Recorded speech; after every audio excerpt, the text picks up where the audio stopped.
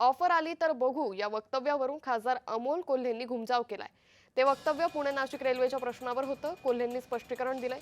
राष्ट्रवादी शरदचंद्र पवार पक्ष एकत्रच राहील असं कोल्हे म्हणाले। खासदार अमोल कोल्हेंच्या वक्तव्यावरून ते भाजपात जाणार असल्याची चर्चा रंगत असतानाच आज कोल्हेंनी या वक्तव्यावरती स्पष्टीकरण दिलंय। अशी ऑफर आतापर्यंत माझ्याकडे आली नाही। म्हणजे अशी काही ऑफर आली तर विचार करू। अशी ऑफर आतापर्यंत माझ्याकडे आली नाही। म्हणजे अशी काही ऑफर आली तर विचार करू। त्यावेळी त्या पत्रकार बांधवांनी हा प्रश्न विचारला की तुम्ही भाजपत गेल्याशिवाय ही रेल्वे होणार नाही का? यावर माझा प्रतिप्रश्न त्यांना असा होता की अशी काही ऑफर आहे का?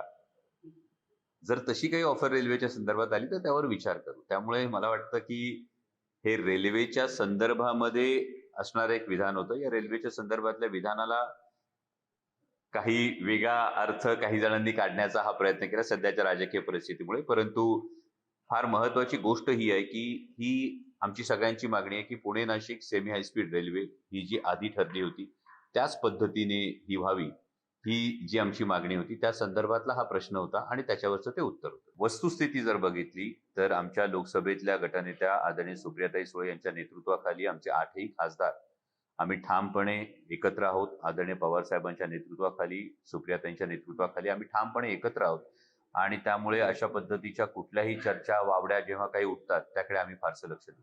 माझं मत हेच आहे की महाराष्ट्राच्या हितासाठी आदरणीय पवार साहेब सांगतील ते धोरण आणि बांधतील ते धोरण।